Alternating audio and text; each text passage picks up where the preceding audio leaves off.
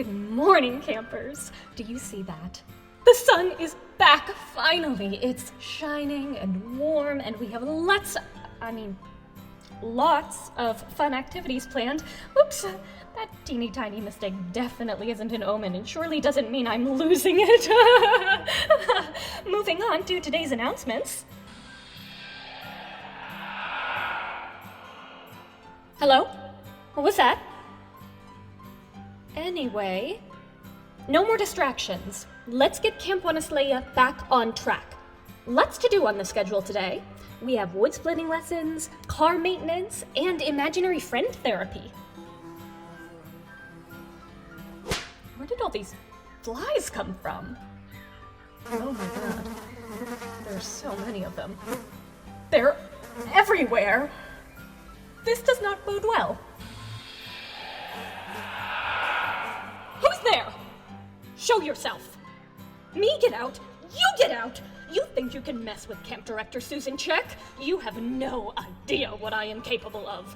I'm gonna get you if it's the last thing I do. Please don't let it be the last thing I do. Mark my words, campers. I'm not going to take it anymore. Stay watchful and stay alive.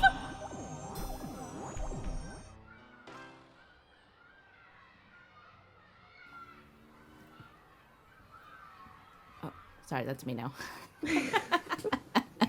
We're so good at this. We're very good at this. We're very, very good at starting and ending podcasts. Hey dudes, welcome back to Bunk 237. Horror movie podcast, the supernatural summer camp that we made up in our heads so that we could tell ghost stories and talk horror movies. I'm Tuyet, a host. And I'm your other host, Robin. And our awesome guest today is Dr. Duncan Barlow. He is a faculty member at the University of South Dakota, where he teaches fiction writing, publishing, and horror theory. He's also an author, publisher, and musician. Thank you so much for being here, Duncan. Hey, Duncan. And Thanks please for tell us having me. more about this horror theory class. Sure. Yeah. So this was the first time I've tried it at the University of South Dakota. I did sort of like a baby version of this when I was a graduate student at the University of Denver. And the students seemed to like it. When I was at another college, they were like, no, you'll step on the film department's toes with this. And I was like, okay, so I'm doing it now here. And it was a great semester. I mean, they were so engaged, so bright. They loved talking about it. And it's just a really fun way to learn about certain, theoretical, philosophical properties, right? Or I don't know if you would call them properties, but theories, theoretical theories. What did you read, or what did you cover in your class? Well, we covered a lot. So depending on we did several novels. So we started with The Exorcist, which they loved, and we went into Hellbound Heart. I paired Red Hook horror with Ballad of Black Tom, so we could kind of discuss Lovecraft's racism, and then we went into The Grip of It by Jack Jimmick and talked about the Gothic. We read Only Good Indians by Stephen Graham Jones and talked about, which that'll come up later in this, is the idea of cursed lands. And we finished up with Brian Evanson, and I know I'm probably forgetting a couple of the books we read, but then we paired it with theories of like Kristeva, Barbara Creed.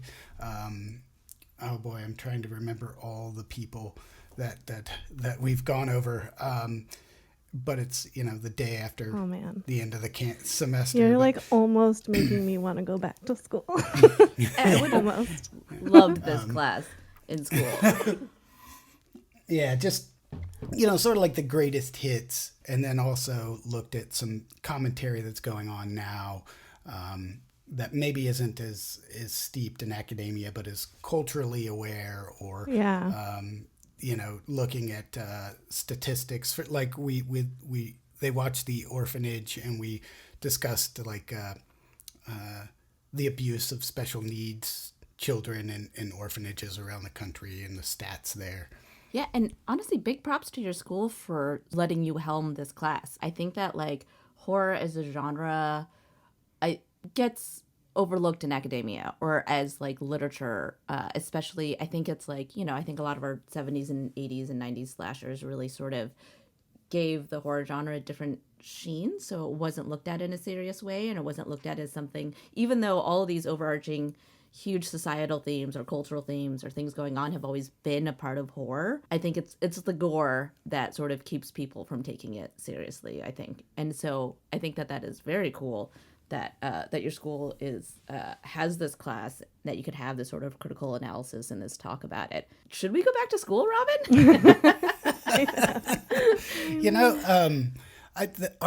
Our department is very supportive, and I really like my colleagues a lot. And one of my colleagues is a Wolfian scholar, and he loves horror too. So when I moved up to Sioux Falls, but when I lived in Vermilion, he would come over, we'd order pizza and just watch horror and talk about, philosophy and sort of make jokes on, like if we watched, for example, Rob Zombie's 31, we'd have to watch something good afterwards to just try to beat that out of our brains that we had seen that. That's kind of like what we do here, minus the philosophy.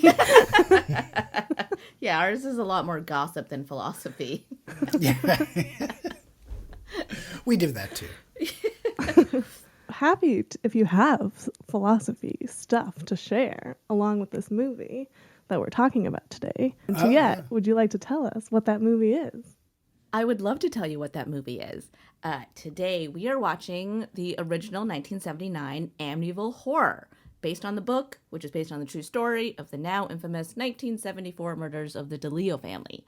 The film follows the Lutz family, who moved into the murder house a year later, which is true. It was like 13 months after the murders.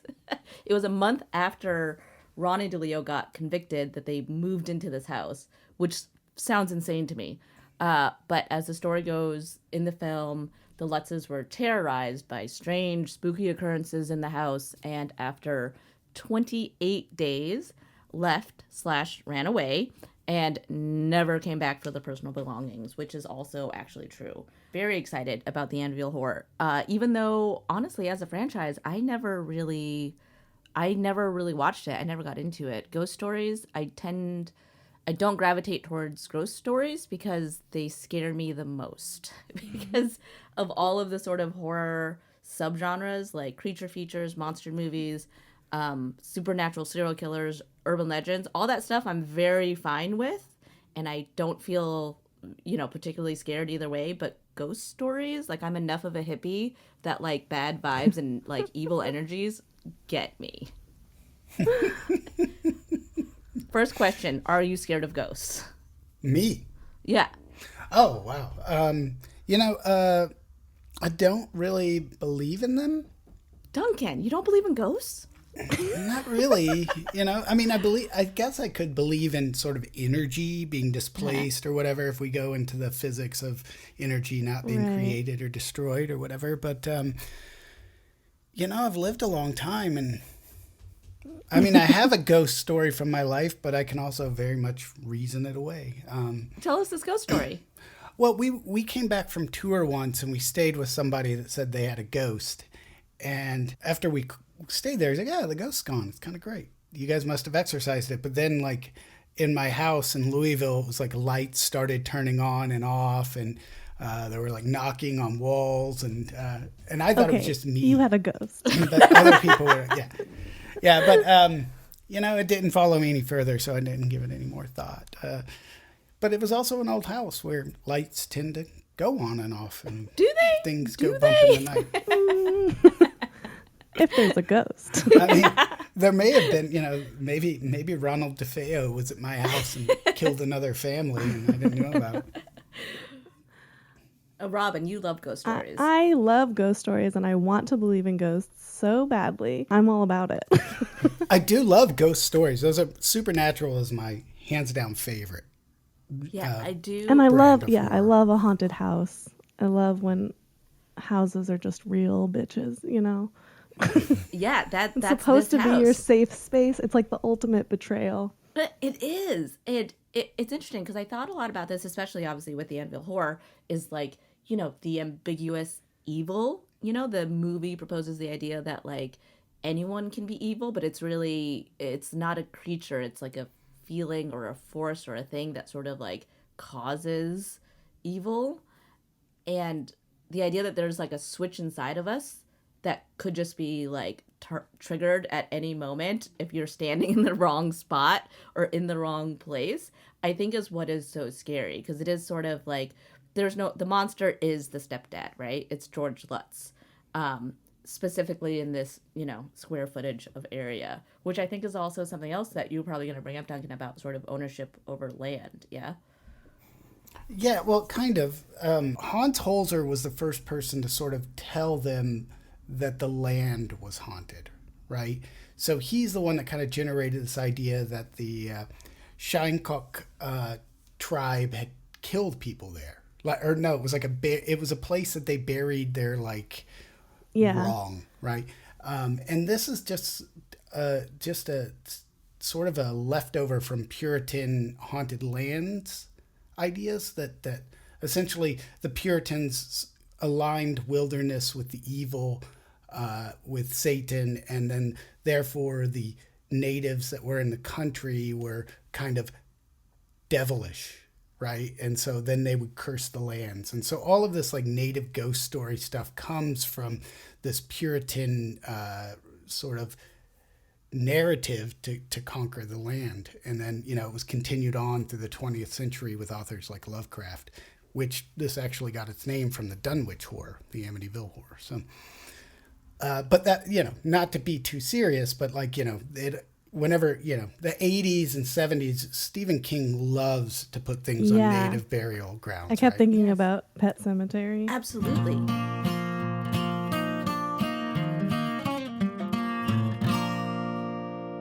I'm Robin Slotnick, one of the hosts of Bunk 237, a horror movie podcast, and I have a 100% real offer for you.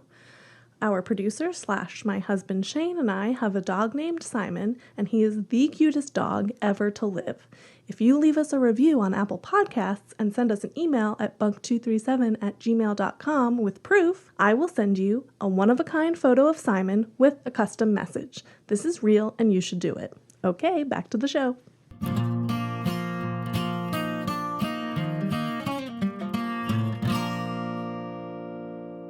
Actually, this is something that we've never done before, and I've never done before with a badge, but I want to give out my first badge, which is it's an ancient Indian burial ground badge. Which for this movie, because I think it's often noted as being one of the originators of the trope of the ancient evil Indian burial ground, and went on to inspire a lot of Stephen King stuff, Pet Sematary, The Shining, etc., and just the idea of that, right? But I would like to also immediately take away that badge, because that badge is rooted, like that trope, it's rooted in racism, xenophobia, fear of the other, making boogeymen out of native cultures, and that is not something that we should promote. Yeah. But I do recognize that the sort of idea of sort of like haunted ground or sort of disturbing the dead and kicking up these energies is sort of it's a really fun, very scary concept in the world that I can get into, but maybe without the racism. Without the racism. Like, Right. more like the Gothic haunted ground. Totally. Yes, yeah. And my badge is a little bit related. It's called the Everything But the Kitchen Sink badge, because not only did we have an Indian burial ground, but we had the devil. We had the passage to hell. We had extreme Catholic Christian iconography and imagery, and we had an imaginary friend who was like a demon, a ghost demon. There was like pretty much every mechanism of horror was just like thrown into this film. Yeah, absolutely. When they brought up the legend of John Ketchum, who was the Satan worshiper, it was just like witches. We had Salem witch trials. It was everything. Yeah, it And was. then in the second, the remake, you know, they're like, we got to give Ketchum a phrase. Catch him, kill him. Yeah, totally.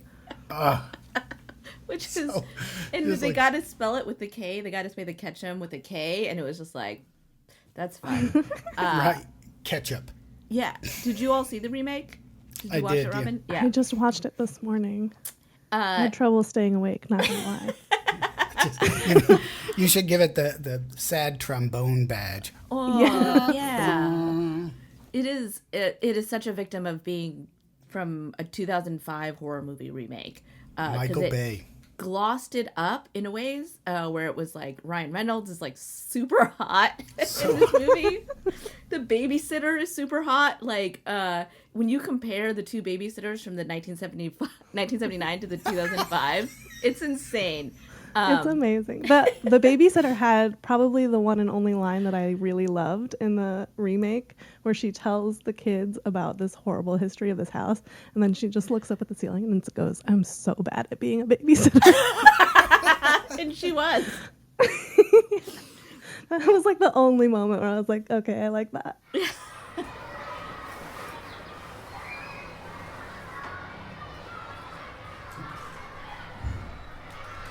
The thing that's interesting also in this movie, and I think this is a very 70s thing, is the overarching theme of religion in it. You know, there's obviously a lot of, especially in the original, there's a lot of Catholicism. Duncan, did you grow up in a religious household? I grew up in a Catholic neighborhood, and kind of the 70s were still in the time where politically they said if you win the Catholic vote, you win the election. It's before the big, born again thing happened in America, the evangelical waves or whatever. But so like when this came out, I mean, I was 8.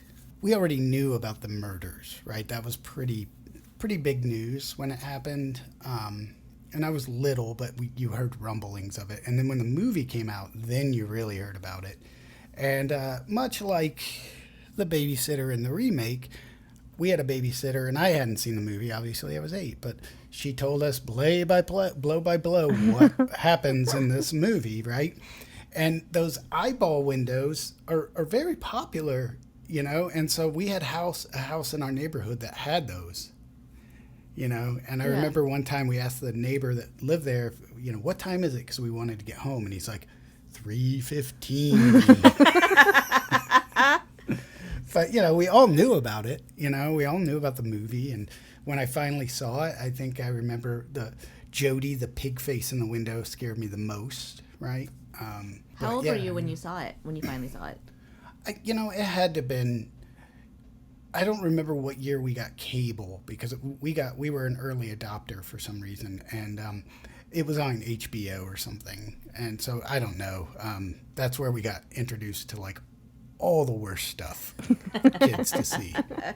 Do you remember being scared when you first? I mean, you were already scared of the story as a child, but when you actually saw the film, was it a scary film for you? Yeah. When I was a little kid, I was terrified of horror movies. I think the only one I wasn't scared of was Halloween. A sign of a broken child, I was in love with Michael Myers. And I was in a Catholic school, it's sort of before I got asked to leave. And I would just go, ding, ding, ding, ding, ding, ding, ding, ding. Duncan, if Like you're a broken child, we're all broken children. And it wasn't until high school that I really started. I think I read Clive Barker and just fell back in love with horror. Robin, when did you see the Amityville Horror? I honestly think that I saw it for the first time at the beginning of the pandemic. I went through like a phase of watching old horror movies that I hadn't seen, and I don't think that I realized that I hadn't seen it because the title and the story was so ubiquitous. Like growing up, my dad grew up on Long Island, not in Amityville, but like it was close enough that I remember like asking him about it and what he remembers about it. And that house, that image, those windows with the red overlay, like that was just so burned in my brain that I was like, oh, I don't think that I've actually ever watched the movie. There's also so many of them. There are so many of them. I was aware of the remake that I knew I hadn't seen it. I had definitely looked into the story before, and I really liked the movie. I mean, it's a hot mess in some ways, but I thought it was effective. I really thought that I liked the performances. I liked the actors. I was not prepared for it having a 30% on Rotten Tomatoes. I kind of viewed it as like up there with, you know, Nightmare on Elm Street and Friday the 13th in terms of like horror classics. Like it was always in my mind as Absolutely, that. yeah. And I don't know if that's real anymore. No, it is like it's an important part of horror history that people don't like, or like there's a perception that it's like it's an important part of horror history, but none of the material is that great. I wonder if its effectiveness comes from the fact that it stems from a mostly true-ish story, and that it was made so soon, so soon after it actually happened. I think that is crazy. Well, that's the real tragedy of it, is like we Yeah. talk more about these films than the actual horrific event. Yeah. You know, and it's such a horrific event. It's such an interesting story, and yet we talk about this half-baked, you know, narrative that you know, a bunch of grifters got together and created. Yeah. Right. I had a badge for Aunt Helena. It's the Nunya business badge, because she knew she had to get out of there right away. She drove faster than I've seen any nun drive. Stopped in the middle of the road and just puked her nun guts out. Right? The visceral knew. reaction to a house, like I will say that's pretty cool. She didn't even last as long as Father Delaney, which means she has to be better than him on some level, right? Yeah, Pure. Can we talk about that scene, the way that early on when Father Delaney shows up and walks into their house without finding anybody? Okay, I had a badge for this too. Sure, yeah. It is the schedule mix-up badge, because fucking Kathy was like, we were here all day and he never showed up. Meanwhile, she was on a boat in the middle of the river. It was like, no, you were not home, Kathy. You just lied to a priest. I mean, you're starting to see why Lutz got upset with her so much. Right? She's bad time management. She's just out there, you know. She still thinks she's in Black Christmas or whatever. Is that the same actress? I don't know. I did love Margot Kidder. I love Margot Kidder in general. In this movie, she's fantastic. She's the one that saves the family too. Yeah. I wanted to give her the local library league badge for effectively using a public space, and also problem solving through research. I was sort of like, what took her so long, you know? But then I realized, like, if you don't have a cell phone, it might not be your first thought to just be like, oh, let me look up, like, if there's anything about this weird house that I'm living in. You know, it might take you until things are really bad to be like, oh, I have to go to the library and research. This is something my students always kind of come up against. Is they're like, why is this person doing these dumb things, right? Like, why don't they do this? Why don't they do that? And it's like, well, horror is not going to be effective if all the characters make smart decisions the whole way through. Right. Like And human beings don't make smart decisions often. So, but I also had a library-based badge. Ooh, yes. That's called the Libraries Are Free badge, because he did not have to steal that book from those poor whispering librarians. Like, I don't know what that was supposed to represent, that he was like losing it, that he didn't understand. Yeah. But he just stuffed that library book in his pants. And I was like, you could have just checked it out. Could he though? Yeah, because he's evil. That's the thing. You didn't have have to the show time, that he's yeah. evil, so he'll steal from the library. That was the ultimate tell that he had turned. Yeah. Stealing library books. Where did he go wrong? What other evil things did he do? Wearing that long underwear top with those tighty-whities behind you. That's a weird choice. I did. Yeah, I thought about like a tighty-whitey badge as he's going crazy, and this is such like a movie thing where like they stop caring about their personal appearance, and so having him walk around in like sweat-stained thermal top and just that underwear. Yeah, he clearly like went to bed in the shirt that he was chopping wood in earlier, you know. That's how you can tell. Yeah. And here's a thing that I can't remember if in the first one it's this, but I know in the remake, he's always loading wood. No, in the first one he does it in the fireplace, but in the second one he's loading wood into the basement fireplace, and I'm like, what house has like a wood burning furnace? Right. That's absurd. That's like the most unbelievable thing in the whole movie. Oh, I had a badge. It was the Ask Me Anything badge to George Lutz for answering the age-old question, does an obsession with splitting wood and sharpening your axe make you look unstable? The answer is yes. Yeah. You'd think at some point he'd be like, electric blanket, electric heater. I mean, like... Space heater, yeah. His abstract logic problem-solving skills are really hindered by his, Duncan, do you have any badges you want to... Oh, badges. I just want to go, we don't need no stinking badges now. I mean, I did take away a badge that I gave out earlier, so... Yeah, well, we have no rules obviously... here. This is the Wild West of badges. A badge for the most excessive use of flies in a movie. Ooh, yeah. There were so many flies. A lot of flies. They should get awards for being like the best extras in every horror movie. I had a Mad About You badge to George Lutz for his outstanding descent into being a murdery stepdad. Except that he didn't actually murder anyone. Technically, no one died. No Even one though dies. people died in the preamble, like in the backstory. Nobody dies in Poltergeist either, do they? Oh, they don't, yeah. I guess. I don't think so. Yeah, and hauntings, people just move, which is an interesting way to solve something.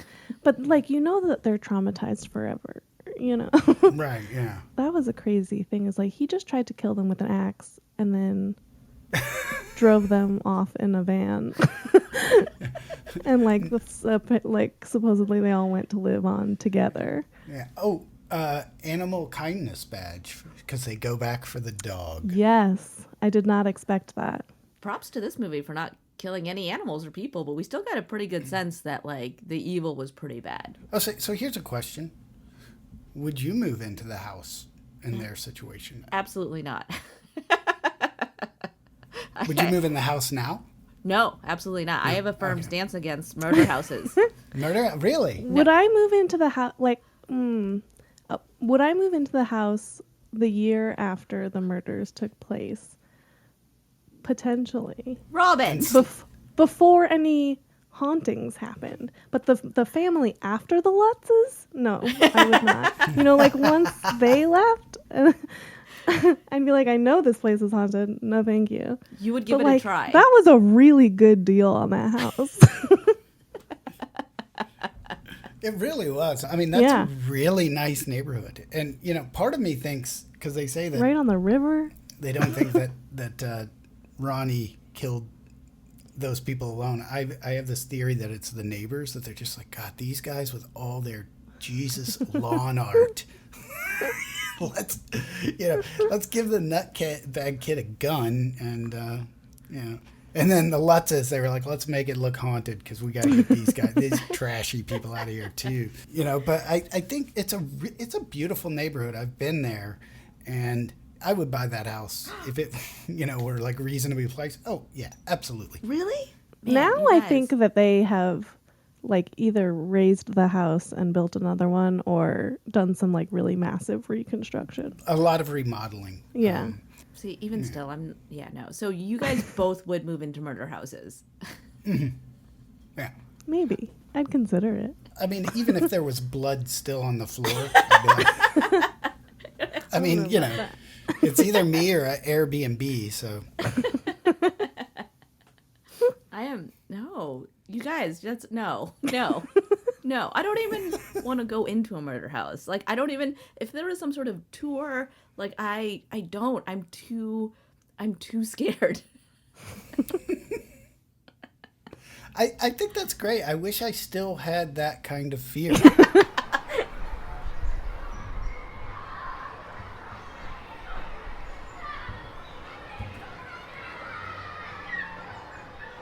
Going back to sort of the ownership of land, which I noticed was obviously a theme because it's like this family buys this house, and there's a scene specifically where George Lutz is yelling at the house. It's like towards the end where he's yelling like, "This is my house," and it was like the idea that it's like, oh, because he paid for it, he owns everything around it and all this like so he gets to be in charge of if it's evil or not, or like if there are ghosts, like he's trying to like evict ghosts because he bought a house, which I think is such a fascinating thing because it is sort of the idea, it's sort of pushing the idea that like, whoa, no one owns anything, you know, which I agree with. No one owns anything. It's all fake. Coming in hot with the Marxist criticism of the film. Right, yeah. Is there something there? Tell me, did I hit something with this movie? Is there a deeper Marxist? I'm sure when he was penning it, he's like, hold on, let me turn to Marx and Engels. Yes. Seize the means of production. No, I do think, you know, and that's such a manly thing to say. This is my house. Yes. You know? Yeah, Is exactly. it? Have you paid it off yet, buddy? Yeah. It's the bank house. Because, again, I think that like that's a lot of what this movie does. Is it really plays up the idea of maleness and sort of, I think, what that means for George. Because I think part of the reason that he is going insane is because he's losing control. Right? Mm-hmm. He's losing control of this family that he's supposed to be a part of. He's losing control of the house that he bought. He's losing control of his business because the house stole $1,500 from him, which is... I will say that would have driven me insane. If I knew exactly where I put that money and then it disappeared, I would have gone crazy. Would you have blamed the house? No. Probably not. I mean, I would have blamed one of those punk-ass kids. Right. Pop quiz. What are their names? Gregory, I think, was one. Michael and Amy. I made that up. It could be true, though. Jodie was the ghost. Jodie was a ghost. Oh, we definitely know She Jodie's name. said Jodie a lot. She did say Jodie a lot. Could you write an Amityville story? You mean like if I was contracted to do such? Sure. Yeah. I mean, yeah. Okay, yeah, because I'm not going to do it unless, you know. Duncan, Yes. before we go, where can we find you on the internet? In too many places. You could go to my website, which is duncanbbarlow.com. That's also my Twitter handle, but I am very rarely on there. And my Good for you. I know Instagram is Ghostscapes, and one word, and that's because there's more cats and koakas on that than on Twitter. So that's what I kind of find my joy in brown boys and stuff. Yeah, and you're Love also it. an author. Tell us where we can Yes. find your books. You could order my books at a local bookstore if you're cool, or you could order through Amazon if you're lazy. You could also order directly through the publisher, Stalking Horse Press. And then, I just had a solo record come out called Colony Collapse, which you can buy through Mind Over Matter Records, or I think they're distributed through Death Wish. Thank you so much for coming on. This was great. Yeah, thank you Thank so much you for all. coming on. It was a joy. It was a joy. I tried not to make it too nerdy. Oh no, please. Oh, I loved it. Yeah, absolutely. You. I will say, I want to give you a badge for being the first doctor that we've ever had on the show. Yes. Well, look at that. Yeah. Look at that. Best doctor badge. My PhD is like the Lutz moving into that neighborhood. all the other PhDs are like, what? Who's this clown?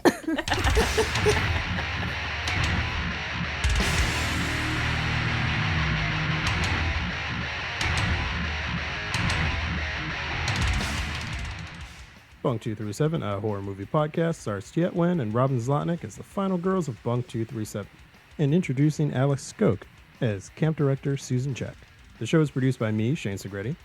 Our theme song is written and performed by Dan Zlotnick, and our outro music is written and performed by Axe Slasher. You can rate and review us on Apple Podcasts, and it may be featured on an upcoming episode. Have a badge of your own for this movie? Follow us on Instagram at Bunk237Pod and Twitter at Bunk237, and let us know. If you haven't already, please subscribe to us on Apple Podcasts, Spotify, or wherever podcasts are downloaded.